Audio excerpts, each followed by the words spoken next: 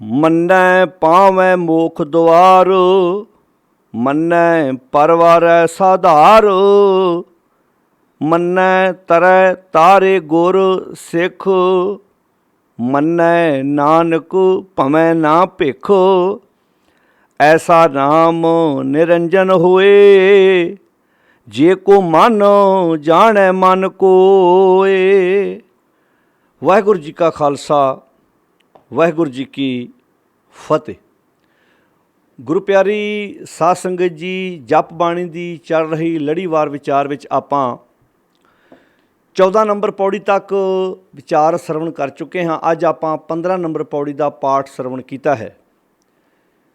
ਜਿਵੇਂ ਕਿ ਆਪਾਂ ਪਹਿਲੀਆਂ ਪੌੜੀਆਂ ਵਿੱਚ ਸਰਵਣ ਕਰ ਚੁੱਕੇ ਹਾਂ ਕਿ ਧੰਨ ਗੁਰੂ ਨਾਨਕ ਸਾਹਿਬ ਮਹਾਰਾਜ ਜੀ ਨੇ ਸਾਨੂੰ ਸਚਿਆਰੇ ਦਾ ਰੂਪ ਬਣਨ ਵਾਸਤੇ ਕਿਵੇਂ ਆਪਣੀ ਜ਼ਿੰਦਗੀ ਨੂੰ ਖੂਬਸੂਰਤ ਬਣਾਉਣਾ ਹੈ, ਗੁਰਦੇਵ ਜੀ ਨੇ ਸਾਨੂੰ ਸੁਣ ਸਮਝ ਕੇ ਆਪਣੀ ਜ਼ਿੰਦਗੀ ਵਿੱਚ ਵਿਚਾਰ ਲਾਗੂ ਕਰਨ ਬਾਰੇ ਪ੍ਰੇਰਨਾ ਦਿੱਤੀ ਹੈ। ਜਿਵੇਂ ਕਿ ਆਪਾਂ 14 ਨੰਬਰ ਪੌੜੀ ਵਿੱਚ 13 ਨੰਬਰ ਪੌੜੀ ਵਿੱਚ ਇਹ ਵਿਚਾਰ ਸਰਵਣ ਕੀਤੀ ਹੈ ਕਿ ਜੇ ਕੋਈ ਮਨੁੱਖ ਗੁਰੂ ਦੀ ਗੱਲ ਨੂੰ ਧਿਆਨ ਨਾਲ ਸੁਣ ਕੇ ਸਮਝ ਕੇ ਮੰਨ ਲਵੇ ਤਾਂ ਉਹਦੀ ਜ਼ਿੰਦਗੀ 'ਚ ਕੀ ਤਬਦੀਲੀ ਆਉਂਦੀ ਹੈ, ਗੁਰਦੇਵ ਜੀ ਨੇ ਉਹ ਵਿਚਾਰ ਦਿੱਤੇ ਨੇ। ਤੋ ਪਾਤਸ਼ਾਹ ਜੀ ਨੇ 12 ਨੰਬਰ ਪੌੜੀ ਵਿੱਚ ਇਹ ਅਵਸਥਾ ਬਿਆਨ ਕੀਤੀ ਸੀ ਕਿ ਜਿਹੜਾ ਮਨੁੱਖ ਗੁਰੂ ਦੀ ਗੱਲ ਮੰਨ ਲੈਂਦਾ ਉਹਦੀ ਜ਼ਿੰਦਗੀ ਕਿੰਨੀ ਖੂਬਸੂਰਤ ਬਣ ਜਾਂਦੀ ਹੈ ਅਤੇ ਉਹਦੀ ਜ਼ਿੰਦਗੀ ਦੇ ਉਸ ਪੜਾਅ ਨੂੰ ਕੋਈ ਲਫ਼ਜ਼ਾਂ ਨਾਲ ਬਿਆਨ ਨਹੀਂ ਕਰ ਸਕਦਾ। 15 ਨੰਬਰ ਪੌੜੀ ਵਿੱਚ ਗੁਰਦੇਵ ਜੀ ਬਖਸ਼ਿਸ਼ ਕਰਦੇ ਨੇ ਵੀ ਮੰਨੈ ਪਾਵੈ ਮੋਖ ਦੁਆਰ।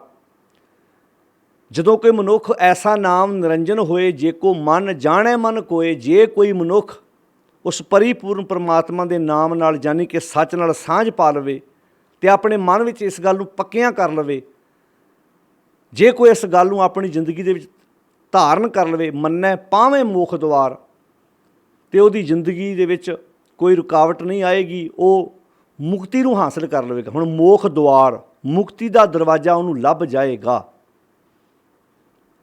ਜਿਵੇਂ ਕਿ ਆਮ ਸਮਾਜ ਦੇ ਵਿੱਚ ਇਹ ਗੱਲ ਪ੍ਰਚਲਿਤ ਹੈ ਕਿ ਦੁਨੀਆ ਦੇ ਹਰ ਮਜ਼ਹਬ ਦੀ ਵੱਖਰੀ ਵੱਖਰੀ ਮਨੌਤ ਹੈ ਵੀ ਮਰਨ ਤੋਂ ਬਾਅਦ ਕੀ ਹੁੰਦਾ ਹੈ। ਕਈ ਮਰਨ ਤੋਂ ਬਾਅਦ ਮੁਕਤੀ ਲੱਭਦੇ ਨੇ, ਉਹਨਾਂ ਦੇ ਮਗਰੋਂ ਪਾਠ ਪੂਜਾ ਕਈ ਪ੍ਰਕਾਰ ਦੀਆਂ ਰਸਮਾਂ ਕੀਤੀਆਂ ਜਾਂਦੀਆਂ ਨੇ।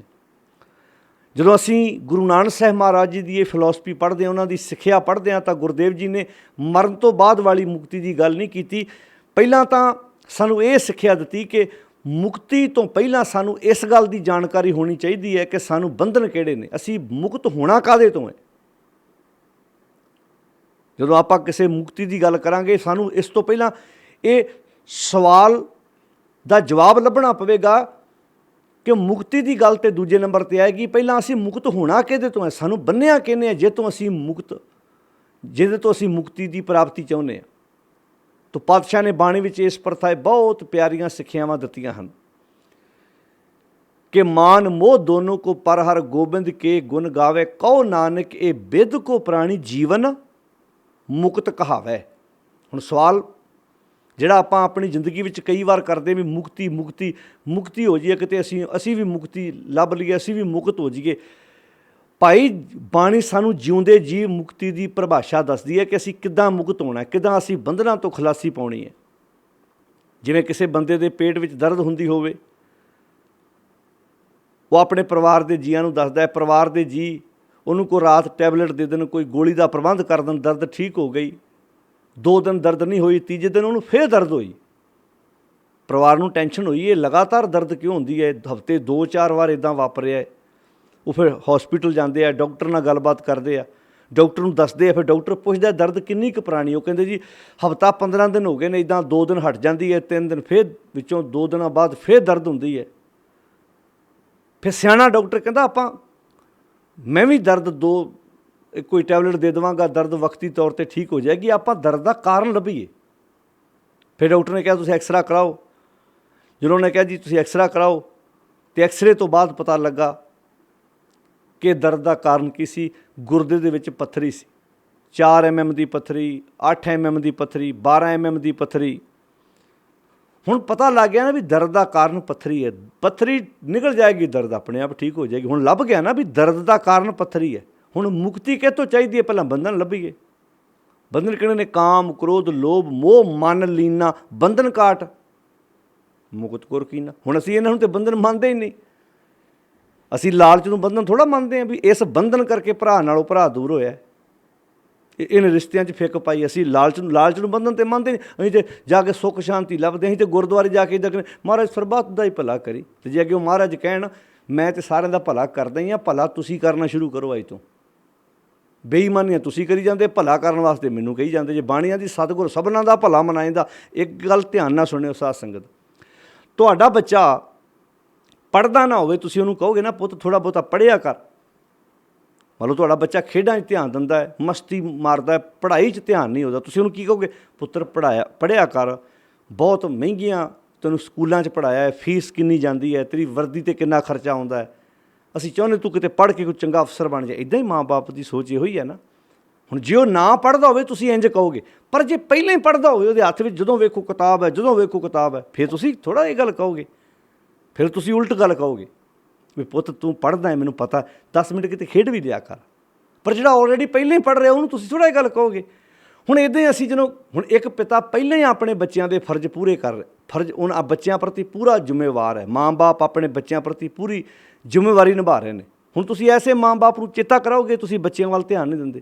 ਜਿਹੜੇ ਪਹਿਲਾਂ ਆਲਰੇਡੀ ਧਿਆਨ ਦੇ ਰਹੇ ਨੇ, ਉਸ ਮਾਂ ਬਾਪ ਨੂੰ ਚੇਤਾ ਕਰਾਉਣਾ ਪਏਗਾ ਜਿਨ੍ਹਾਂ ਨੇ ਪੈਦਾ ਕਰ ਦਿੱਤੇ ਪਰ ਆਪਣੇ ਬੱਚਿਆਂ ਵੱਲ ਕਦੀ ਧਿਆਨ ਨਹੀਂ ਦਿੱਤਾ। ਇੱਦਾਂ ਹੀ ਅਸੀਂ ਜਦੋਂ ਗੁਰੂ ਪਰਮੇਸ਼ਰ ਦੀ ਗੱਲ ਕਰਦੇ ਹਾਂ, ਜੋ ਪਹਿਲਾਂ ਹੀ ਭਲਾ ਕਰ ਰਹੇ ਨੇ ਸਾਡਾ, ਬਾਣੀ 'ਤੇ ਲਿਖਿਆ ਤੁਮ ਕਰੋ ਭਲਾ ਹਮ ਭਲੋ ਨਾ ਜਾਣੇ। ਕਿਤੇ ਇਹ ਥੋੜ੍ਹਾ ਲਿਖਿਆ ਵੀ ਉਹ ਭਲਾ ਕਰਦੇ ਨੇ, ਉਹ ਤਾਂ ਹਮੇਸ਼ਾ ਹੀ ਭਲਾ ਕਰਦੇ ਨੇ।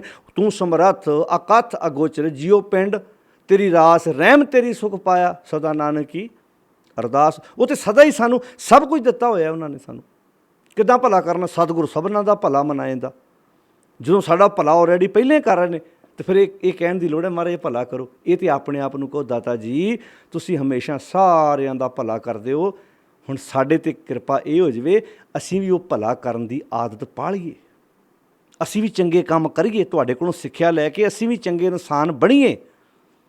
ਅਸੀਂ ਤਾਂ ਇੱਦਾਂ ਕਰਦੇ ਜਾ ਕੇ ਗੁਰਦੁਆਰੇ ਡਿਊਟੀ ਫੇਰ ਗੁਰੂ ਦੀ ਲਾਉਨੇ ਵੀ ਆਹ ਕਰ ਦਿਓ ਜੀ, ਆਹ ਕਰ ਦਿਓ ਜੀ, ਆਹ ਕਰ ਦਿਓ, ਆਪ ਆਣ ਕੇ ਘਰ ਲੰਮੇ ਪੈ ਜਾਓ। ਭਾਈ ਕਰਨਾ ਤੈਨੂੰ ਪੈਣਾ ਹੈ, ਮਿਹਨਤ ਆਪ ਕਰਨੀ ਪੈਣੀ ਹੈ।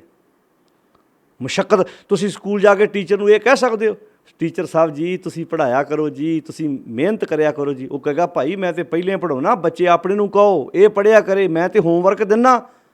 ਇਹ ਹੱਸ ਕੇ ਵਿਖਾ ਦਿੰਦਾ ਕਿਉਂ ਮੈਨੂੰ?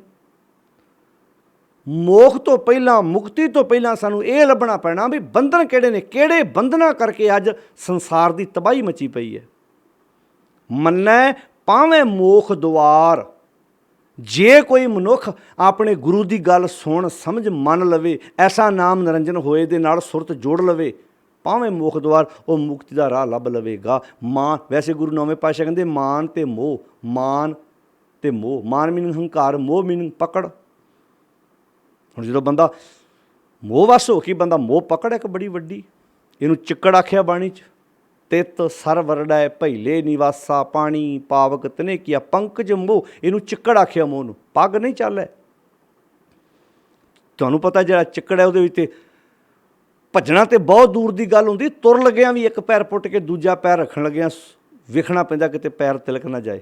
ਪਹਿਲੇ ਪੈਰ ਨੇ, ਪਹਿਲੀ ਲੱਤ ਨੇ ਭਾਰ ਝੱਲੇ ਤਾਂ ਦੂਜੀ ਪੱਟੀਏ। ਚਿੱਕੜ 'ਚ ਇਹ ਧਿਆਨ ਰੱਖਣਾ ਪੈਂਦਾ। ਮੋਹ ਚਿੱਕੜ ਹੈ ਜਿਹਦੇ ਵਿੱਚ ਬੰਦਾ ਤਿਲਕ ਰਿਹਾ, ਤਿਲਕਣਬਾਜ਼ੀ ਹੈ। ਮਾਨ ਤੇ ਮੋਹ ਦੋਨੋਂ ਕੋ ਪਰ ਹਰ, ਦੋਵਾਂ ਨੂੰ ਛੱਡ ਦੇ, ਤਿਆਗ ਦੇ। ਗੋਬਿੰਦ ਕੇ ਗੁਣ, ਹੁਣ ਗੋਬਿੰਦ ਕੇ ਗੁਣ ਗਾਵੇ, ਹੁਣ ਗੋਬਿੰਦ ਦੇ ਗੁਣ ਗਾਉਣਾ ਕੀ ਆ? ਇਹਨਾਂ ਨੂੰ ਛੱਡਣਾ ਹੀ ਗੋਬਿੰਦ ਦੇ ਗੁਣ ਗਾਉਣੇ ਨੇ।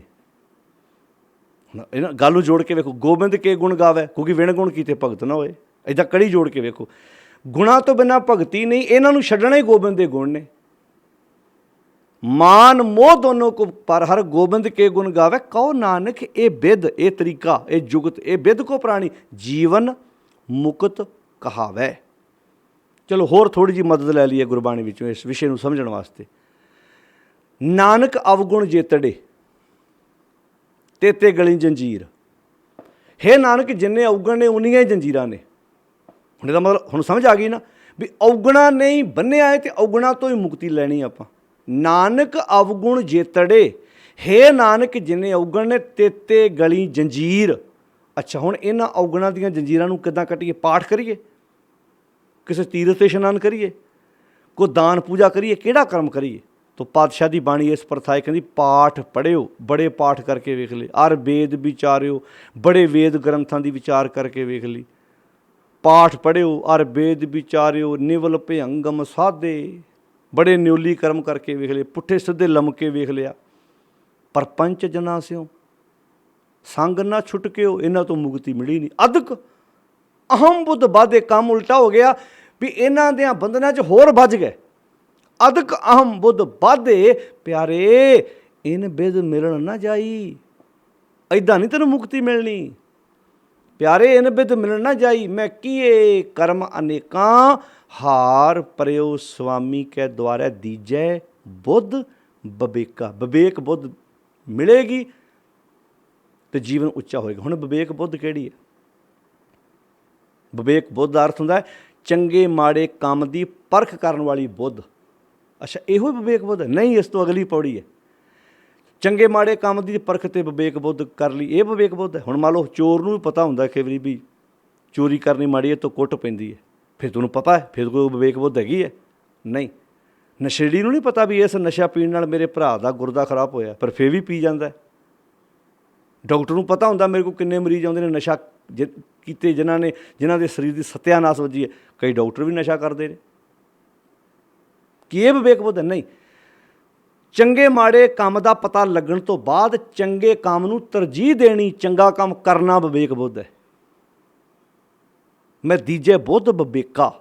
होर विवेकी दा अर्थ नहीं भी ਉਹਦੇ ਹੱਥ ਦਾ नहीं खांदा, मैं ਉਹਦੇ ਹੱਥ ਦਾ नहीं खांदा, मैं अपने वर्गे बंदे कोलों खाना खाना, ये विवेकी हुंदे ने। नहीं, साडे लोकां ने विवेकी की डेफिनेशन भी अपनी बनाई है। बुद्ध विवेक है, सोच उची है। तो फिर गल नूं समझियो, नानक अवगुण जेतड़े तेते गली च जिन्ने अवगुण। अच्छा, अवगुण ही तो जंजीरां ने, इन्हां तो मुक्ति लभनी है, इन्हां तो खलासी पाउणी है। अवगुण ही बंदे नूं खलोण नहीं दिंदे। नानक अवगुण जेतड़े तेते गली जंजीर। महाराज ये अवगुणां दे जंजीरां नूं किहड़े तरीके नाल कट्टां? कोई पाठ, कोई पूजा, कोई तरीका है गुरुदेव की बाणी? कहंदे ना ना ना ना। नहावण को तीर्थ घने मन बौरा रे, पूजन को बहुदेव। कहो कबीर छूटन नहीं मन बौरा रे, छूटन हर की सेव। कहते इन्हां अवगुणां चों बाहर निकलण लई नहाउण लई किते तीर्थ स्थान थोड़े ने, पूजन लई किते देवी देवते थोड़े ने। जिथे मर्जी चल जाओ तुसीं, थां थां ते देवी देवते, थां थां ते तीर्थ स्थान बने। नहावण को तीर्थ घने मन बौरा रे, पूजन को बहुदेव। कहो कबीर छूटन नहीं मन बौरा रे, छूटन हर की सेव। हर की सेव का अर्थ की है? ਉਹਦੀ ਸਿੱਖਿਆ ਨੂੰ ਆਪਣੀ ਜ਼ਿੰਦਗੀ 'ਚ ਧਾਰਨ, ਯਾਨੀ ਕਿ ਸੱਚ ਨਾਲ ਸਾਂਝ ਪਾਉਣੀ, ਸਚਿਆਰੇ ਦਾ ਰੂਪ ਬਣਨਾ। ਦੱਸ ਦਿੱਤਾ ਤਰੀਕਾ। ਨਾਨਕ ਅਵਗੁਣ ਜੇਤੜੇ ਤੇਤੇ ਗਣੀ ਜੰਜੀਰ, ਜੇ ਗੁਣ ਹੋਵਣ। ਆਹ ਹੈ ਤਰੀਕਾ। ਜੇ ਗੁਣ ਹੋਵਣ ਤਾਂ ਕੱਟੀਆਂ ਨਾ, ਸੇ ਭਾਈ ਸੇ ਵੀਰ। ਜੇ ਗੁਣ ਹੋਣਗੇ ਤੇ ਅਵਗੁਣਾਂ ਦੀਆਂ ਜੰਜੀਰਾਂ ਕੱਟੀਆਂ ਜਾਣਗੀਆਂ। ਇਹ ਸਾਡੇ ਇੱਦਾਂ ਇੰਝ ਕਹ ਲਓ ਵੀ ਜਿਹੜੇ ਗੁਣ ਨੇ ਨਾ, ਉਹ ਸਾਡੇ ਮਿੱਤਰ ਭਰਾ ਨੇ, ਅਵਗੁਣ ਸਾਡੇ ਦੁਸ਼ਮਣ ਨੇ। ਜਿਹੜੇ ਸਾਡੇ ਮਿੱਤਰ ਭਰਾ ਨੇ ਉਹ ਗੁਣ ਨੇ। ਨਾਨਕ ਅਵਗੁਣ ਜੇਤੜੇ ਤੇਤੀ ਗਲੀ ਜੰਜੀਰ, ਜੇ ਗੁਣ ਹੋਵਣ। ਹੁਣ ਇਹ ਨਹੀਂ ਆਖਿਆ ਫਲਾਣਾ ਪਾਠ ਕਰੋ ਤੇ ਜੰਜੀਰਾਂ ਕੱਟੀਆਂ ਜਾਣਗੀਆਂ, ਫਲਾਣੇ ਥਾਂ ਤੇ ਦਾਨ ਪੁੰਨ ਕਰੋ। ਕਹਿੰਦੇ ਨਹੀਂ, ਗੁਣ ਹੋਵਣ ਤੇ ਕੱਟੀਆਂ। ਸੇ ਭਾਈ ਸੇ ਵੀਰ। ਗੁਣਾਂ ਨੇ, ਜਿਵੇਂ ਜਿਵੇਂ ਸੌਖਾ ਸਮਝੋ, ਜਿਵੇਂ ਘਰ 'ਚ ਹਨੇਰਾ ਹੈ, ਆਪਾਂ ਕੀ ਇਸ ਹਨੇਰੇ ਨੂੰ ਦੂਰ ਕਿੱਦਾਂ ਕਰੀਏ? ਸਾਰਾ ਪਰਿਵਾਰ ਇੱਦਾਂ ਇਕੱਠਾ ਹੋਵੇ, ਇੱਦਾਂ ਹੱਥਾਂ ਨਾਲ ਹਨੇਰੇ ਨੂੰ ਬਾਹਰ ਕੱਢਣ ਦੀ, ਕੋਈ ਦਰਵਾਜ਼ਾ ਖੋਲ੍ਹ ਲੈਣ ਇੱਦਾਂ, ਤੇ ਹੱਥਾਂ ਨਾਲ ਹਨੇਰੇ ਨੂੰ ਬਾਹਰ ਧੱਕਣ ਦੀ ਕੋਸ਼ਿਸ਼ ਕਰਨ। ਸਿਆਣਾ ਬੰਦਾ ਕਹੇਗਾ ਕਮਲਿਓ, ਹੱਥਾਂ ਨਾਲ ਹਨੇਰਾ ਥੋੜ੍ਹਾ ਬਾਹਰ ਜਾਣਾ। ਆਹ 2 ਰੁਪਏ ਦੀ ਮੋਮਬੱਤੀ ਲਿਆ ਕੇ ਬਾਲ ਦਿਓ, ਹਨੇਰਾ ਆਪਣੇ ਆਪ ਗਾਇਬ ਹੋ ਜਾਣਾ। ਚਾਨਣ ਨੇ ਹਨੇਰਾ ਦੂਰ ਕਰ ਦੇਣਾ। ਇਹ ਹੁਣ ਅੰਦਰ ਹਨੇਰਾ ਕਾਹਦਾ? ਅਵਗੁਣਾਂ ਦਾ। ਅਵਗੁਣ ਹਨੇਰਾ ਹੈ। ਅਸੀਂ ਅਵਗੁਣਾਂ ਨੂੰ ਕੱਢਣ ਵਾਸਤੇ ਕੋਈ ਤੀਰਥ ਉੱਥੇ ਤੁਰਿਆ ਫਿਰਦਾ, ਕੋਈ ਉੱਥੇ ਤੁਰਿਆ ਫਿਰਦਾ। ਬਾਣੀਆਂ ਦੀ ਗੁਰਬਾਣੀ ਇਸ ਜੱਗ ਮੈਂ ਚਾਨਣ, ਕਰਮ ਵਸੈ ਮਨ ਆਏ। ਗੁਰਬਾਣੀ ਚਾਨਣ ਹੈ, ਗੁਰਬਾਣੀ ਰੌਸ਼ਨੀ ਹੈ। ਗੁਰਬਾਣੀ ਚਾਨਣ ਦਾ ਅਰਥ ਹੀ ਗੁਣ ਹੈ। ਜਦੋਂ ਗੁਣ ਆ ਗਏ ਅਵਗੁਣਾਂ ਨੂੰ ਉੱਥੇ ਥਾਂ ਕਿੱਥੇ ਰਹਿਣੀ ਹੈ? ਕਿੱਥੇ ਥਾਂ ਰਹਿਣੀ? ਭੱਜ ਜਾਣਾ ਉਹਨਾਂ ਆਪਣੇ ਆਪ ਹੀ। ਤਾਂ ਹੀ ਬਾਣੀ ਉਹਨੂੰ ਗੁਣੀ ਨਿਧਾਨ ਤਾਂ ਆਖਿਆ। ਉਹਦੇ ਗੁਣ ਗਾਉਣ ਦਾ ਮੀਨਿੰਗ ਹੀ ਹੈ ਉਹਨਾਂ ਗੁਣਾਂ ਨੂੰ ਆਪਣੀ ਜ਼ਿੰਦਗੀ 'ਚ ਲੈ ਕੇ ਉਹਨਾਂ ਜਿਹੜੇ ਸਾਡੇ ਅੰਦਰ ਗੁਣ ਪਹਿਲਾਂ ਮੌਜੂਦ ਨੇ, ਜਿਹੜੇ ਸਾਡੇ ਅੰਦਰ ਪਹਿਲਾਂ ਗੁਣ ਪਏ ਹੋਏ ਨੇ। ਮੰਨੈ ਪਾਵੈ ਮੋਖ ਦੁਆਰ। ਜੇ ਕੋਈ ਮਨੁੱਖ ਆਪਣੇ ਗੁਰੂ ਦੀ ਗੱਲ ਨੂੰ ਸੁਣ ਮੰਨ ਲਵੇ ਤਾਂ ਪਾਵੇਂ ਪਾ ਲਵੇਗਾ ਮੋਖ, ਮੁਕਤੀ ਦਾ ਦੁਆਰ, ਦਰਵਾਜ਼ਾ। यानी कि जींदे जी मुक्त हो जाएगा। वो ये उम्मीद थोड़ा लाएगा मेरे मगरों पाठ करायो मैनू स्वर्ग का दरवाज़ा खुलू मेरे लिए। वो अपने नैन ये कहेगा भी हर द्वार लेके जाओ मेरे फुल। ਕੀਰਤਪੁਰ ਸਾਹਿਬ ਪਾਇਓ, ਗੋਂਦਵਾਲ ਜਾ ਕੇ ਘਾਟ 'ਤੇ ਪਾਇਓ, ਇੱਦਾਂ ਥੋੜ੍ਹਾ ਕਹੇਗਾ। ਉਹ ਕਹੇਗਾ ਜਿੱਥੇ ਮਰਜ਼ੀ ਰੋੜ ਦਿਓ ਪਾਣੀ 'ਚ। ਮੈਂ ਆਪਣੇ ਜੀਵਨ ਨੂੰ ਜਿਉਂਦੇ ਜੀ ਸਵਾਰ ਲਿਆ, ਮੇਰੇ ਮਨ 'ਤੇ ਕੋਈ ਬੋਝ ਨਹੀਂ, ਮੈਂ ਆਪਣੀ ਜ਼ਿੰਦਗੀ ਦਾ ਆਪਣਾ ਪਾਠ ਆਪ ਕਰ ਲਿਆ। ਉਹ ਇਹ ਥੋੜ੍ਹਾ ਕਹੇਗਾ ਮਗਰੋਂ ਅਰਦਾਸਾਂ ਕਰੋ ਅਤੇ ਸਵਰਗ 'ਚ ਪਹੁੰਚਾਓ। ਉਹ ਤਾਂ ਫਿਰ ਇੱਦਾਂ ਕਹੇਗਾ ਜਿਵੇਂ ਕਾਂਸ਼ੀ ਦੇ ਬ੍ਰਾਹਮਣ ਨਹੀਂ ਸੀ ਆਉਂਦੇ। ਗੁਰੂ ਅਮਰਦਾਸ ਨੇ ਬਾਣੀ 'ਚ ਬਹੁਤ ਪਿਆਰੀ ਗੱਲ ਲਿਖੀ ਵੀ ਕਾਂਸ਼ੀ ਦੇ ਬ੍ਰਾਹਮਣ ਆਉਂਦੇ ਸੀ, ਜਿਹੜਾ ਕਾਂਸ਼ੀ ਆਏਗਾ ਉਹਦੀ ਮੱਤ ਉੱਚੀ ਹੋਏਗੀ, ਉਹਦੇ ਵਾਸਤੇ ਸਵਰਗ ਦਾ ਦਰਵਾਜ਼ਾ ਖੁੱਲੂ। ਜਿਹੜਾ ਨਹੀਂ ਆਏਗਾ ਉਹਦੀ ਮੱਤ ਨੀਵੀਂ ਰਹਿ ਜੂ, ਉਹਦੇ ਵਾਸਤੇ ਸਵਰਗ ਦਾ ਦਰਵਾਜ਼ਾ ਬੰਦ। ਅਤੇ ਗੁਰੂ ਅਮਰਦਾਸ ਜੀ ਨੇ ਡੰਕੇ ਦੀ ਚੋਟ 'ਤੇ ਕਿਹਾ, ਨਾ ਕਾਂਸ਼ੀ ਮੱਤ ਉਪਜੈ, ਨਾ ਕਾਂਸ਼ੀ ਮੱਤ ਜਾਏ,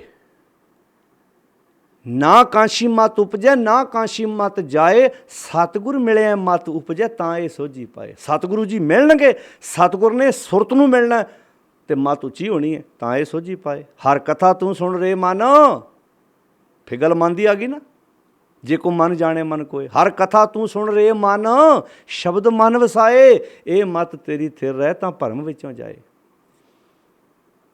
ਗੁਰਦੇਵ ਜੀ ਨੇ ਕਿਹੜੇ ਪਿਆਰੇ ਸ਼ਬਦ ਵਰਤੇ, ਅਤੇ ਭਗਤ ਕਬੀਰ ਜੀ ਨੇ ਇਹੋ ਗੱਲ ਕਹੀ ਵੀ ਕਵਨ ਨਰਕ, ਇੱਦਾਂ ਕੁਐਸਚਨ ਲਾਤਾ, ਕੁਐਸਚਨ ਮਾਰਕ, ਕਵਨ ਨਰਕ, ਕਿਆ ਸੁਰਗ ਵਿਚਾਰਾ, ਕਿਹੜਾ ਨਰਕ ਅਤੇ ਕਿਹੜਾ ਸੁਰਗ। ਨਾ ਅਸੀਂ ਤੁਹਾਡੇ ਨਰਕ ਤੋਂ ਡਰਦੇ ਹਾਂ ਅਤੇ ਨਾ ਸਾਨੂੰ ਤੁਹਾਡੇ ਸੁਰਗ ਦੀ ਲਾਲਸਾ ਹੈ। ਕਵਨ ਨਰਕ ਕਿਆ ਸੁਰਗ ਵਿਚਾਰਾ, ਸੰਤਨ ਦਊ ਰਾਦੇ, ਰਾਦੇ ਮੀਨਿੰਗ ਰਿਜੈਕਟ ਕਰ ਦਿੱਤੇ ਅਸੀਂ, ਸਾਨੂੰ ਤੁਹਾਡੇ ਸੁਰਗ ਦੀ ਲੋੜ, ਨਾ ਹੀ ਤੁਹਾਡੇ ਨਰਕ ਦੀ ਪ੍ਰਵਾਹ ਕਰਦੇ ਹਾਂ ਵੀ ਨਰਕ 'ਚ ਭੇਜੋਗੇ ਤੁਸੀਂ ਸਾਨੂੰ। कवन नरक क्या सुर्ग विचारा संतन दो राधे, हम काहू की कान ना करते अपने गुर प्रसादे। अपने गुरु के प्रसाद सदका, गुरु की सिक्ख्या सदका असी किसी के मोहताज नहीं हाँ।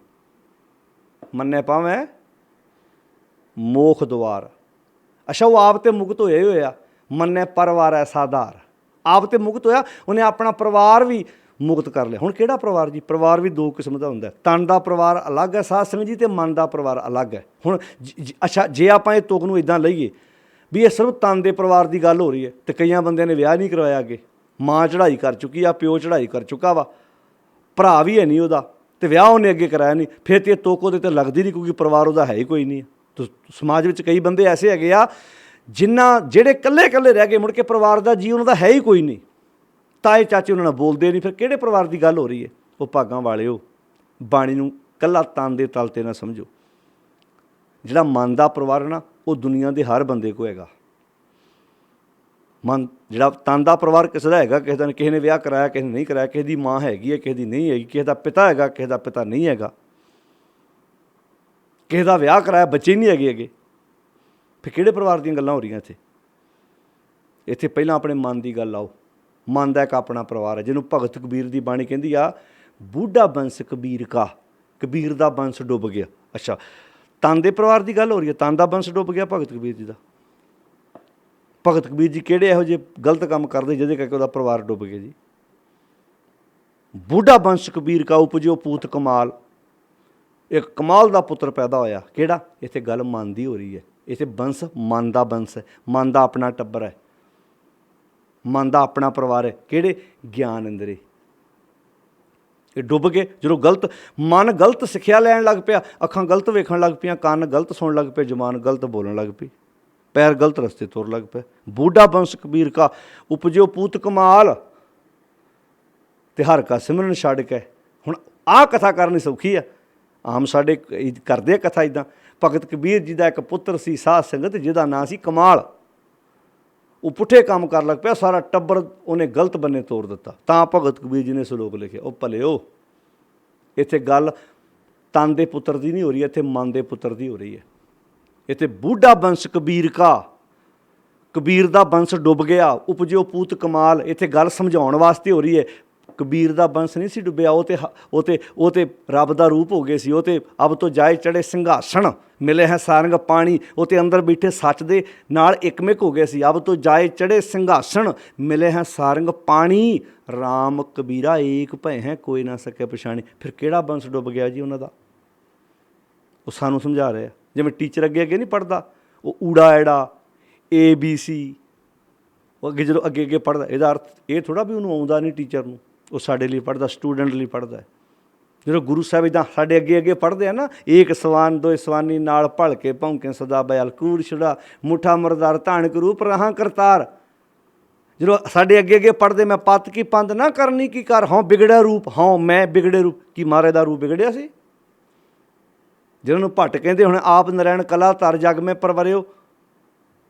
ਕੀ ਭਗਤ ਕਬੀਰ ਜੀ ਨੇ ਜਦੋਂ ਇਹ ਸ਼ਬਦ ਆਪਣੀ ਬਾਣੀ 'ਚ ਵਰਤੇ ਨੇ, ਕਵਨ ਕਾਜ ਸਿਰਜੇ ਜਗ ਭੀਤਰ, ਜਨਮ ਕਵਨ ਫਲ ਪਾਇਆ, ਭਵਨਿਧ ਤਰਨ ਤਾਰਨ ਚਿੰਤਾਮਨ, ਇੱਕ ਨਿਮਖ ਨ ਇਹ ਮਨ ਲਾਇਆ, ਗੋਬਿੰਦ ਹਮ ਐਸੇ ਅਪਰਾਧੀ। ਕੀ ਭਗਤ ਕਬੀਰ ਜੀ ਅਪਰਾਧੀ ਸਨ? ਉਹ ਸਾਨੂੰ ਸਿੱਖਿਆ ਦੇਣ ਲਈ ਆਪਣੇ ਆਪ 'ਤੇ ਸ਼ਬਦ ਲਾ ਰਹੇ ਨੇ। ਭਾਈ ਗੁਰਦਾਸ ਪੜ੍ਹ ਲਓ, ਜਿਨ੍ਹਾਂ ਨੇ ਗੁਰੂ ਅਰਜਨ ਸਾਹਿਬ ਦੀ ਗੋਦ 'ਚ ਬਹਿ ਕੇ ਬਾਣੀ ਲਿਖੀ, ਉਹ ਵੀ ਕਹਿੰਦੇ ਹਉ ਅਪਰਾਧੀ ਗੁਨਾਹਗਾਰ। ਕੀ ਭਾਈ ਗੁਰਦਾਸ ਜੀ ਅਪਰਾਧੀ ਸੀ? ਹਾਂ, ਬੇਮੁਖ ਬੰਦਾ ਭਾਈ ਗੁਰਦਾਸ ਜੀ ਬੇਮੁਖ ਸੀ? ਉਹ ਸਾਨੂੰ ਸਿੱਖਿਆ ਦੇਣ ਲਈ ਸ਼ਬਦ ਵਰਤ ਰਹੇ ਨੇ। ਬੰਦਿਆ ਪੜ੍ਹ, ਕਿਤੇ ਤੂੰ ਬੇਮੁਖ ਤਾਂ ਨਹੀਂ। ਉਹ ਤਾਂ ਗੁਰੂ ਦੀ ਗੋਦ ਵਿੱਚ ਬੈਠ ਕੇ ਆਪਣੀ ਕਲਮ ਨਾਲ ਬਾਣੀ ਲਿਖ ਗਏ। ਜਿਸ ਬਾਣੀ ਨੂੰ ਅੱਜ ਅਸੀਂ ਨਮਸਕਾਰ ਕਰਦੇ ਹਾਂ, ਸਿਰ ਝੁਕਾਉਂਦੇ ਹਾਂ, ਇਹ ਬਾਣੀ ਪਹਿਲੀ ਵਾਰ ਜਦੋਂ ਇਹ ਪੋਥੀ ਰੂਪ ਤਿਆਰ ਕੀਤੀ ਗਈ, ਗੁਰੂ ਅਰਜਨ ਸਾਹਿਬ ਜੀ ਨੇ ਬਾਣੀ ਲਿਖਾਈ ਅਤੇ ਲਿਖਣ ਦੀ ਸੇਵਾ ਭਾਈ ਗੁਰਦਾਸ ਜੀ ਨੇ ਕੀਤੀ। ਇੱਥੇ ਕੀ ਸਿੱਖਿਆ ਦਿੱਤੀ? ਕਿਹੜਾ ਪਰਿਵਾਰ? ਮਨ ਦਾ ਪਰਿਵਾਰ। ਇਹ ਅੱਖਾਂ, ਇਹ ਕੰਨ, ਇਹ ਜਿਹੜੇ ਕਰਮ ਇੰਦਰੀ ਆ, ਇਹ ਡੁੱਬ ਗਏ। ਕਿਉਂਕਿ ਜਦੋਂ ਮਨ ਗਲਤ ਕੰਮ ਕਰੂਗਾ, ਮਨ ਗਲਤ ਸੋਚੇਗਾ, ਇਹਨਾਂ ਨੇ ਪੁੱਠੇ ਬੰਨੇ ਤੁਰਨਾ ਹੀ ਤੁਰਨਾ। ਅਤੇ ਜਦੋਂ ਮਨ ਚੰਗੀ ਖੁਰਾਕ ਲੈ ਕੇ ਆਊਗਾ, ਮਨ ਸੱਚ ਨਾਲ, ਜਦੋਂ ਮਨ ਉਸ ਸੱਚ ਦਾ ਰੂਪ ਬਣ ਗਿਆ, ਫਿਰ ਪਰਿਵਾਰ ਕਿੰਨਾ ਖੁਸ਼ ਹੋਊਗਾ। ਫਿਰ ਬਾਣੀ 'ਚ ਇੱਦਾਂ ਲਿਖਿਆ, ਪਰਮੇਸ਼ਰ ਦਿੱਤਾ ਬੰਨਾ, ਦੁੱਖ ਰੋਗ ਕਾ ਡੇਰਾ ਭੰਨਾ, ਆਨੰਦ ਕਰੈ ਨਰ ਨਾਰੀ। ਹੁਣ ਇੱਥੇ ਨਰ ਨਾਰੀਆਂ ਕਿਹੜੇ ਨੇ? ਇਹ ਵੀ ਸਾਡੇ ਗਿਆਨ ਅੰਦਰੇ ਆ। ਹਰ ਹਰ ਪ੍ਰਭ ਕਿਰਪਾ ਧਾਰੀ। ਹੁਣ ਸੌਖਾ ਇੱਕ ਹੋਰ ਸਮਝੋ, ਆਨੰਦ ਸਾਹਿਬ ਦੀ ਬਾਣੀ 'ਚ ਗੁਰੂ ਅਮਰਦਾਸ ਜੀ ਕਹਿੰਦੇ ਨੇ, ਇਹ ਮਨ ਪਿਆਰਿਆ। ਕਿਹਨੂੰ ਕਿਹਾ ਜੀ? ਮਨ ਨੂੰ, ਤਨ ਨੂੰ ਨਹੀਂ ਕਿਹਾ। ਇਹ ਮਨ ਪਿਆਰਿਆ, ਕੀ ਕਰ? ਤੂੰ ਸਦਾ ਸੱਚ ਸੰਭਾਲੇ, ਤੂੰ ਸਦਾ ਸੱਚ ਨੂੰ ਸੰਭਾਲ। ਇਹ ਨਹੀਂ ਅੱਜ ਸੱਚ ਬੋਲਾ ਕੱਲ੍ਹ ਨਾ ਬੋਲ, ਕੱਲ੍ਹ ਬੋਲਾ ਪਰਸੋਂ ਨਾ ਬੋਲ, ਸਦਾ ਸੱਚ ਸੰਭਾਲੇ। ਇਹ ਮਨ ਪਿਆਰਿਆ, ਤੂੰ ਸਦਾ ਸੱਚ ਸੰਭਾਲੇ। ਅਗਲੀ ਤੋਂ ਇਹ ਕੁਟੰਬ ਤੂੰ ਜੇ ਦੇਖਦਾ। ਕਿਹੜਾ ਕੁਟੰਬ? ਆ ਮਾਂ ਬਾਪ। ਚੇਤਾ ਰੱਖਿਓ, ਗੱਲ ਮਨ ਦੀ ਹੋ ਰਹੀ ਹੈ। ਮਨ ਦਾ ਕੁਟੰਬ ਹੋਣਾ, ਤਨ ਦੇ ਕੁਟੰਬ ਦੀ ਗੱਲ ਥੋੜ੍ਹਾ ਹੋ ਰਹੀ ਹੈ। ਜੇ ਤਨ ਦੇ ਕੁਟੰਬ ਦੀ ਗੱਲ ਹੋ ਰਹੀ ਹੋਵੇ ਤਾਂ ਤਨ ਦਾ ਕੁਟੰਬ ਤਾਂ ਗੁਰੂ ਅਮਰਦਾਸ ਜੀ ਦਾ ਆਪਣਾ ਵੀ ਹੈਗਾ। ਉਹਨਾਂ ਦੇ 2 ਬੱਚੇ ਨੇ, 2 ਬੇਟੀਆਂ ਨੇ, 2 ਬੇਟੇ ਨੇ ਉਹਨਾਂ ਦੇ। ਮਾਂ ਬਾਪ ਹੈ, ਪਰਿਵਾਰ ਹੈ। ਇਹ ਮਨ ਪਿਆਰਿਆ, ਤੂੰ ਸਦਾ ਸੱਚ ਸੰਭਾਲੇ, ਇਹ ਕੁਟੰਬ ਤੂੰ ਜੇ ਦੇਖਦਾ। ਅੱਗੇ ਕੀ? ਚੱਲੇ ਨਾ ਹੀ ਤੇਰੇ ਨਾਲੇ। ਕਿੱਥੇ ਨਹੀਂ ਨਾਲ ਚੱਲੂਗਾ ਜੀ? ਚੱਲੇ ਨਾ ਹੀ ਤੇਰੇ ਨਾਲ, ਸਾਥ ਤੇਰੇ ਚੱਲੇ ਨਾ ਹੀ ਤਿਸ ਨਾਲ ਕਿਉਂ ਚਿੱਤ ਲਾਈਏ। ਕਿ ਪਰਿਵਾਰ ਨਾਲ ਚਿੱਤ ਨਹੀਂ ਲਾਉਣਾ ਚਾਹੀਦਾ? ਕਿ ਆਪਣੇ ਬੱਚਿਆਂ ਦਾ ਇਹ ਨਹੀਂ ਪਤਾ ਹੋਣਾ ਚਾਹੀਦਾ ਕਿਹੜੇ ਸਕੂਲ 'ਚ ਪੜ੍ਹਦੇ ਨੇ, ਉਹਨਾਂ ਦੀ ਫੀਸ ਕਿੰਨੀ ਜਾਂਦੀ? ਨਹੀਂ ਪਤਾ ਹੋਣਾ ਚਾਹੀਦਾ। ਮਾਂ ਨੂੰ ਦਵਾਈ ਦੀ ਲੋੜ ਆ ਕਿ ਨਹੀਂ ਲੋੜ, ਨਹੀਂ ਪਤਾ ਹੋਣਾ ਚਾਹੀਦਾ। ਪਿਤਾ ਜੀ ਨੂੰ ਕੋਈ ਦਵਾਈ ਦੀ ਲੋੜ ਆ, ਕੋਈ ਮੈਡੀਸਨ ਚਾਹੀਦੀ ਆ, ਪਿਤਾ ਜੀ ਦੀਆਂ ਕੀ ਕੀ ਜ਼ਰੂਰਤਾਂ ਨੇ। ਜਿਸ ਮਾਂ ਬਾਪ ਨੇ ਬੱਚੇ ਪਾਲੇ, ਕਿ ਉਹਨਾਂ ਚਿੱਤ ਨਹੀਂ ਲਾਉਣਾ ਚਾਹੀਦਾ? ਕਿ ਮਾਂ ਬਾਪ ਛੱਡ ਦੇਣੇ ਚਾਹੀਦੇ? ਸਗੋਂ ਜਿਹੜੇ ਮਾਂ ਬਾਪ ਛੱਡ ਕੇ ਬੈਠੇ ਸੀ ਨਾ ਪਹਾੜਾਂ ਦੀਆਂ ਕੁਝ ਖਿੱਚ ਕੇ ਧੂ ਕੇ ਮਹਾਰਾਜ ਲੈ ਕੇ ਆਏ ਉਹਨੂੰ, ਵੀ ਆ ਪਰਿਵਾਰ ਵੱਲ ਵੇਖੋ। ਛੱਡ ਕੇ ਬੈਠੇ ਤੁਸੀਂ ਵੱਡੇ, ਆਪਣੇ ਆਪ ਨੂੰ ਬ੍ਰਹਮ ਗਿਆਨੀ ਤੇ ਰੱਬ ਸਮਝੀ ਬੈਠੇ ਜੀ। ਇੱਦਾਂ ਹਲੂਣ ਕੇ ਜਗਾਇਆ ਵੀ ਜੋਗ ਨਾ ਭਗਵੀ ਕਪਣੀ, ਜੋਗ ਨਾ ਮੈਲੇ ਵੇਸ, ਨਾਨਕ ਘਰ ਬੈਠਿਆਂ ਜੋਗ ਪਾਈਐ, ਸਤਿਗੁਰ ਕਹਿ ਉਪਦੇਸ਼।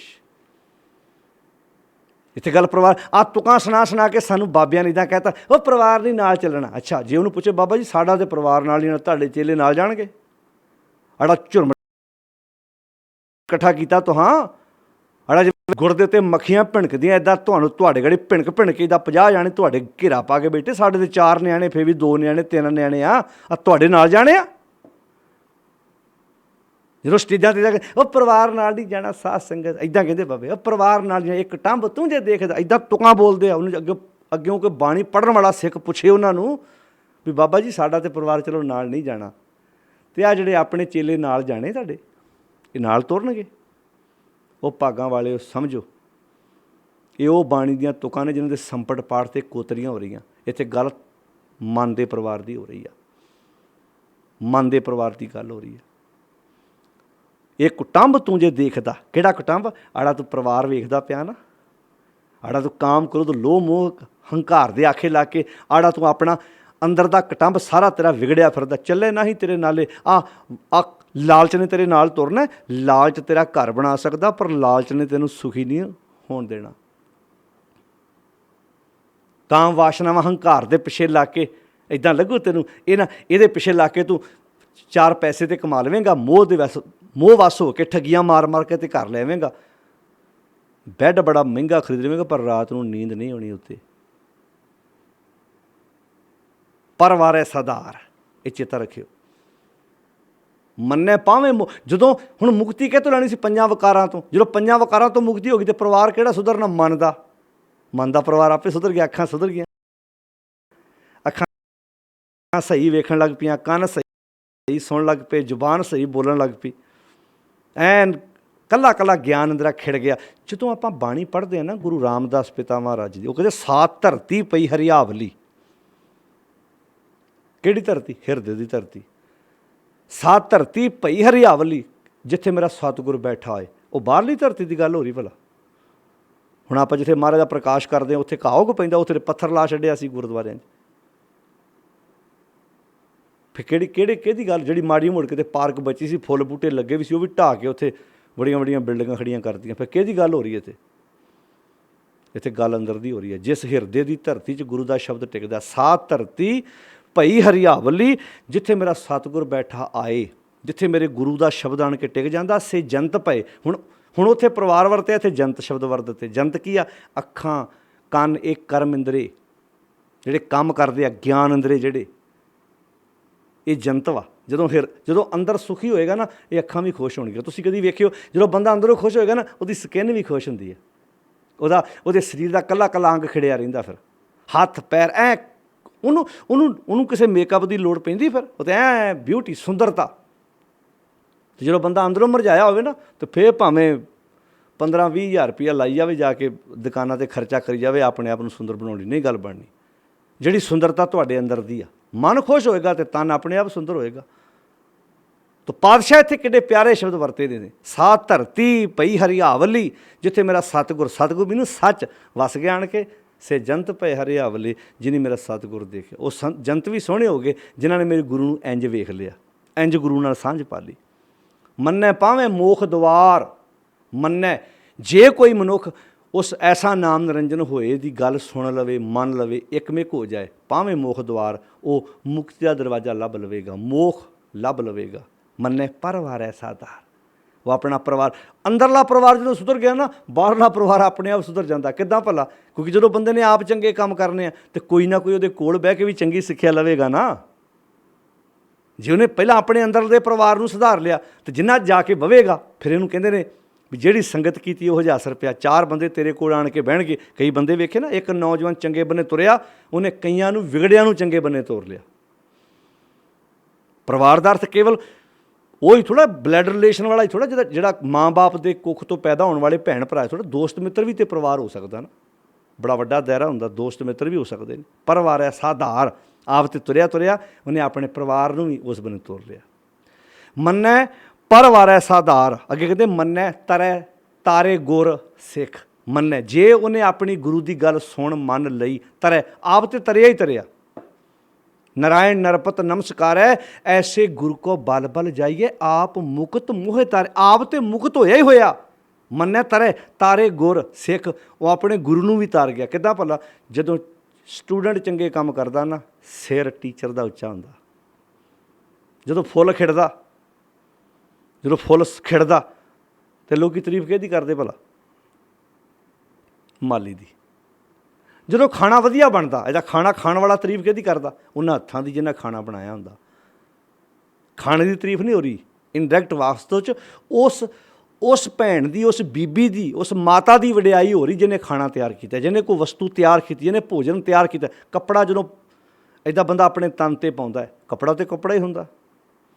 ਜਦੋਂ ਬੰਦਾ ਕੱਪੜੇ ਤਾਰੀਫ ਕਰਦਾ, ਬਹੁਤ ਕਮਾਲ ਦਾ ਫੱਬਦਾ ਵੀ ਤੈਨੂੰ ਇਹ, ਉਹ ਵਡਿਆਈ ਕਿਹਦੀ ਕਰ ਰਿਹਾ? ਬਣਾਉਣ ਵਾਲੇ ਦੀ, ਜਿਹਨੇ ਕੱਪੜਾ ਤਿਆਰ ਕੀਤਾ, ਜਿਹਨੇ ਕੱਪੜੇ ਦੀ ਸਿਲਾਈ ਕੀਤੀ ਹੈ, ਕਢਾਈ ਕੀਤੀ ਹੈ, ਜਿਹਨੇ ਕੱਪੜੇ ਨੂੰ ਬਹੁਤ ਸੋਹਣੇ ਤਰੀਕੇ ਨਾਲ ਸੀਤਾ ਹੈ ਅਤੇ ਬੰਦੇ ਨੇ ਗਲ ਪਾਇਆ ਅਤੇ ਅੱਜ ਵਡਿਆਈ ਕਰ ਰਿਹਾ। ਹੁਣ ਘਰ ਹੈ, ਆਪਾਂ ਕਹਿੰਦੇ ਘਰ ਕਮਾਲ ਦਾ ਬਣਿਆ। ਵਾਸਤਵ 'ਚ ਘਰ ਦੀ ਤਾਰੀਫ ਨਹੀਂ ਹੋ ਰਹੀ, ਬਣਾਉਣ ਵਾਲੇ ਦੀ ਤਾਰੀਫ ਹੋ ਰਹੀ ਹੈ। ਨਹੀਂ ਤਾਂ ਘਰ ਨੂੰ ਕੀ ਲੱਗਾ? ਇੱਟਾਂ, ਬਜਰੀ, ਸੀਮੈਂਟ, ਸਰੀਆ ਇੱਦਾਂ ਢੇਰ ਲੱਗਾ ਹੋਇਆ, ਤੁਸੀਂ ਉਹਦੀ ਤਾਰੀਫ ਕਰੋਗੇ? ਮੰਨ ਲਓ ਇੱਥੇ 4 ਟਰੱਕ ਇੱਟਾਂ ਦੇ ਪਏ ਹੋਣ, ਸਰੀਆ, ਸੀਮੈਂਟ, ਬਜਰੀ ਪਈ ਹੋਵੇ, ਸੌਖਾ ਸਮਝੋ।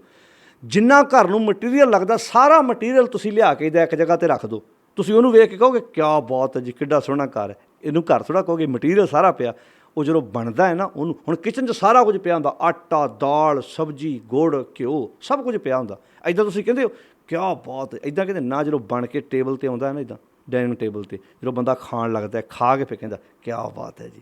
ਚੀਜ਼ਾਂ ਸਾਰੀਆਂ ਪਈਆਂ ਸੀ, ਉਹ ਕਲਾ ਹੱਥਾਂ ਦੀ ਆ, ਜਿਨ੍ਹਾਂ ਹੱਥਾਂ ਨੇ ਉਹ ਭੋਜਨ ਤਿਆਰ ਕੀਤਾ ਹੈ। ਬਸ ਇੱਦਾਂ ਚੇਤਾ ਰੱਖਣਾ, ਜਦੋਂ ਮਨੁੱਖ ਆਪ ਚੰਗੇ ਕੰਮ ਕਰਦਾ। ਹੁਣ ਧੀ ਵਿਆਹੀ ਸਹੁਰੇ ਗਈ, ਮਾਂ ਕਈ ਵਾਰੀ ਪੂਰੇ ਜੀਵਨ 'ਚ ਨਾ ਆਪਣੀ ਧੀ ਦੇ ਸਹੁਰੇ ਇੱਕ ਅੱਧੀ ਰਾਤ ਰਹਿੰਦੀ ਆ, ਜ਼ਿਆਦਾ ਨਹੀਂ, ਕਿਤੇ ਉਹਨੂੰ ਟਾਈਮ ਹੀ ਨਹੀਂ ਲੱਗਾ। ਪਰ ਧੀ ਦੇ ਗੁਣ ਵੇਖ ਕੇ ਨਾ ਆਂਢਣਾ ਗੁਆਂਢਣਾ ਅੰਦਾਜ਼ਾ ਲਾ ਲੈਂਦੀਆਂ ਵੀ ਜੇ ਧੀ ਇੰਨੀ ਸਿਆਣੀ ਤਾਂ ਮਾਂ ਕਿੰਨੀ ਸਿਆਣੀ ਹੋਏਗੀ। ਹੁਣ ਮਾਂ ਥੋੜ੍ਹਾ ਉੱਥੇ ਗਈ ਹੈ, ਪਰ ਧੀ ਦੇ ਰਾਹੀਂ ਮਾਂ ਦੀ ਤਾਰੀਫ ਹੋ ਗਈ, ਬੱਚਿਆਂ ਦੇ ਰਾਹੀਂ ਮਾਂ ਬਾਪ। ਹੁਣ ਕਈ ਤੁਸੀਂ ਸਕੂਲ ਵੇਖੇ ਹੋਣੇ ਨੇ, ਕਈਆਂ ਸਕੂਲਾਂ ਦੇ ਵਿਦਿਆਰਥੀਆਂ ਦੀ ਜਦੋਂ ਪੜ੍ਹਾਈ 'ਚ ਜਦੋਂ ਉਹ ਟੌਪ ਕਰਦੇ ਆ, ਫਸਟ ਡਿਵੀਜ਼ਨ ਲੈਂਦੇ ਆ, ਸਕੂਲ ਮਾਣ ਜਿਹਾ ਨਹੀਂ ਕਰਦਾ, ਸਕੂਲ ਦੇ ਬਾਹਰ ਫੋਟੋ ਨਹੀਂ ਲੱਗਦੀ ਉਹਨਾਂ ਦੀ, ਇੱਦਾਂ ਮਾਣ ਜਿਹਾ ਨਹੀਂ ਕਰਦੇ ਸਾਡਾ ਸਟੂਡੈਂਟ ਹੈ, ਇਹ ਸਾਡਾ ਹੈ ਜੀ। ਅੱਛਾ, ਕਮਾਲ ਦੀ ਗੱਲ, ਸਕੂਲ ਵੀ ਮਾਣ ਕਰਦਾ, ਪਿੰਡ ਵੀ ਮਾਣ ਕਰਦਾ, ਜ਼ਿਲ੍ਹਾ ਮਾਣ ਕਰਦਾ, ਫਿਰ ਸਟੇਟ ਮਾਣ ਕਰਦੀ ਹੈ, ਦੇਸ਼ ਮਾਣ ਕਰਦਾ, ਸਾਡੇ ਦੇਸ਼ ਦਾ ਹੈ ਜੀ। ਉਹ ਤਾਂ ਹੁਣ ਬਿਲਡਿੰਗ 'ਤੇ ਇੱਕ ਜਗ੍ਹਾ ਸੀ, ਸਟਾਫ 'ਤੇ ਇੱਕ ਜਗ੍ਹਾ ਸੀ, ਪਰ ਉਹਦੇ ਰਾਹੀਂ ਸਕੂਲ ਦੀ ਵੀ ਤਾਰੀਫ ਹੋਈ ਅਤੇ ਨਾਲ ਬਿਲਡਿੰਗ ਦੀ ਵੀ। ਆਪਣੇ ਆਪ ਹੋ ਗਈ ਨਾ ਵੀ ਕਿਹੜੀ ਯੂਨੀਵਰਸਿਟੀ 'ਚੋਂ ਪੜ੍ਹਿਆ ਬਈ, ਇਹਨੂੰ ਪੜ੍ਹਾਉਣ ਵਾਲੇ ਟੀਚਰ ਕਿਹੜੇ ਸੀ? ਮੰਨੈ ਤਰੈ ਤਾਰੇ ਗੁਰ ਸਿੱਖ, ਭਾਵ ਆਪ 'ਤੇ ਤਰਿਆ ਗੁਰੂ, ਯਾਨੀ ਕਿ ਸਿੱਖਿਆ ਦੇਣ ਵਾਲਾ ਉਸਤਾਦ, ਉਹਦਾ ਵੀ ਨਾਮਣਾ ਉੱਚਾ ਹੋਇਆ। ਸਿੱਖ ਜਿਨ੍ਹਾਂ ਦੇ ਕੋਲ ਬਹਿ ਕੇ ਉਹਨੇ ਗੁਣ ਸਿੱਖੇ ਸਿਖਾਏ, ਸਾਰੇ ਤਰ ਗਏ। ਕਦੋਂ? ਜੇ ਉਹਨੇ ਆਪਣੇ ਗੁਰੂ ਦੀ ਗੱਲ ਨੂੰ ਧਿਆਨ ਨਾਲ ਸੁਣਿਆ ਅਤੇ ਮੰਨਿਆ।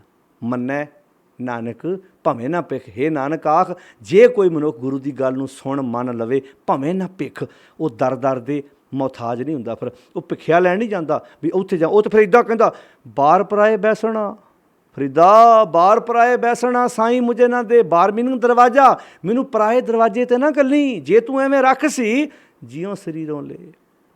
ਹੁਣ ਇਹਨੂੰ ਵੀ ਮਨ 'ਤੇ, ਇਹਨੂੰ ਅੰਦਰੂਨੀ ਅਰਥ ਕਰ ਲਓ ਪਹਿਲਾਂ। ਮਨ ਮੇਰਾ ਦੂਜਿਆਂ ਦਰਵਾਜ਼ਿਆਂ 'ਤੇ ਨਾ ਜਾਵੇ। ਕਿਹੜੇ ਦਰਵਾਜ਼ੇ? ਕਾਮ ਦੇ ਦਰਵਾਜ਼ੇ 'ਤੇ ਨਾ ਘੱਲੀ ਇਹਨੂੰ, ਕ੍ਰੋਧ ਦੇ ਦਰਵਾਜ਼ੇ 'ਤੇ ਨਾ ਘੱਲੀ, ਹੰਕਾਰ ਦੇ ਦਰਵਾਜ਼ੇ 'ਤੇ ਨਾ ਘੱਲੀ, ਲੋਭ ਦੇ ਦਰਵਾਜ਼ੇ 'ਤੇ ਨਾ ਘੱਲੀ, ਮੋਹ ਦੇ ਦਰਵਾਜ਼ੇ 'ਤੇ ਨਾ ਘੱਲੀ। ਜੇ ਇਹਨਾਂ ਦਰਵਾਜ਼ਿਆਂ 'ਤੇ ਘੱਲਣਾ ਹੀ, ਇਹ ਤੋਂ ਪਹਿਲਾਂ ਮੇਰੇ ਪ੍ਰਾਣ ਕੱਢ ਲਈ। ਮੈਂ ਇਹਨਾਂ ਦਰਵਾਜ਼ਿਆਂ 'ਤੇ ਡਿੱਗਣਾ ਨਹੀਂ ਚਾਹੁੰਦਾ, ਮੈਂ ਚਾਹੁੰਦਾ ਇੱਕੇ ਦਰਵਾਜ਼ੇ 'ਤੇ ਡਿੱਗਾਂ, ਉਹ ਸੱਚ ਦਾ ਦਰਵਾਜ਼ਾ ਹੋਵੇ। ਜੇ ਤੂੰ ਉਹ ਤੋਂ ਪਹਿਲਾਂ ਮੇਰੇ ਪ੍ਰਾਣ ਕੱਢ ਲਈ, ਅਤੇ ਇਹਨੂੰ ਹੁਣ ਬਹਿਰੂਨੀ ਅਰਥ ਕਰ ਲਓ ਵੀ ਮੈਂ ਆਪਣੇ ਗੁਰੂ ਦਾ ਦਰ ਛੱਡ ਕੇ ਪਾਸੇ ਨਾ ਜਾਵਾਂ, ਮੈਂ ਆਪਣੇ ਗੁਰੂ ਗ੍ਰੰਥ ਸਾਹਿਬ ਤੋਂ ਬਿਨਾਂ ਕਿਸੇ ਹੋਰ ਅੱਗੇ ਸਿਜਦਾ ਨਾ ਕਰਾਂ, ਜਿਹੜਾ ਮੈਨੂੰ ਉਸ ਪਰਿਪੂਰਨ ਪਰਮਾਤਮਾ, ਉਸ ਅਕਾਲ ਪੁਰਖ ਦੀ ਹੋਂਦ ਨਾਲ ਜੋੜਦਾ ਹੈ। ਮੈਂ ਮਹਿਸੂਸ ਕਰਦਾ ਵੀ ਉਹ ਆਦਿ ਸੱਚ ਹੈ, ਜੁਗਾਦ ਸੱਚ ਹੈ, ਭੀ ਸੱਚ, ਨਾਨਕ ਹੋਸੀ ਭੀ ਸੱਚ। ਇੱਦਾਂ ਮਹਿਸੂਸ ਕਰਦਾ। ਨਾਨਕ ਭਵੇਂ ਨਾ ਭਿਖ, ਜਦੋਂ ਹੇ ਨਾਨਕ ਮੈਂ ਮੰਨ ਲਵਾਂਗਾ, ਫਿਰ ਮੈਂ ਦਰ ਦਾ ਮੁਹਤਾਜ ਨਹੀਂ ਹੋਵਾਂਗਾ। ਮੰਨੈ ਨਾਨਕ ਭਵੇਂ ਨਾ ਭਿਖ, ਮੰਨੈ, ਜੇ ਕੋਈ ਮਨੁੱਖ ਆਪਣੇ ਗੁਰੂ ਦੀ ਗੱਲ ਧਿਆਨ ਨਾਲ ਸੁਣ ਮੰਨ ਲਵੇ, ਭਵੇਂ ਨਾ ਭਿਖ, ਉਹ ਦਰ ਦੇ ਉੱਤੇ ਜਾ ਕੇ ਨਹੀਂ ਡਿੱਗੇਗਾ। ਐਸਾ ਨਾਮ ਨਿਰੰਜਨ ਹੋਏ, ਜੇ ਕੋ ਮਨ ਜਾਣੇ ਮਨ ਕੋਏ। ਜੇ ਕੋਈ ਮਨੁੱਖ ਇੱਦਾਂ ਆਪਣੇ ਮਨ ਵਿੱਚ ਗੱਲ ਪੱਕੀ ਕਰ ਲਵੇ, ਮੰਨੈ ਪਾਵੇਂ ਮੋਖ ਦੁਆਰ, ਫਿਰ ਗੱਲ ਨੂੰ ਸਮਝ ਲਓ, ਮੰਨੈ ਪਾਵੇਂ ਮੋਖ ਦੁਆਰ, ਉਹ ਮੁਕਤੀ ਦਾ ਦਰਵਾਜ਼ਾ ਲੱਭ ਲਵੇਗਾ। ਮੰਨੈ ਪਰਵਾਰੈ ਸਰਦਾਰ, ਆਪ ਤੇ ਤਰੇਗਾ, ਉਹ ਆਪਣੇ ਅੰਦਰ ਦਾ ਪਰਿਵਾਰ ਵੀ ਸੁਧਾਰ ਲਵੇਗਾ। ਉਹਦਾ ਕੱਲਾ ਗਿਆਨ ਅੰਦਰਾ, ਕਰਮ ਅੰਦਰਾ ਸਹੀ ਦਿਸ਼ਾ ਵਾਲੇ ਬੰਨੇ ਤੁਰੇਗਾ। ਅਤੇ ਮੰਨੈ ਤਰੈ ਤਾਰੇ ਗੁਰ ਸਿੱਖ, ਮੰਨੈ ਨਾਨਕ ਭਵੇਂ ਨਾ ਭਿਖ, ਆਪ ਤੇ ਤਰੇਗਾ। ਉਹਦਾ ਟੀਚਰ, ਸਿੱਖਿਆ ਦੇਣ ਵਾਲਾ, ਉਹਦੇ ਨਾਲ ਰਹਿਣ ਵਾਲੇ ਦੋਸਤ ਮਿੱਤਰ ਸਾਰੇ ਤਰ ਜਾਣਗੇ।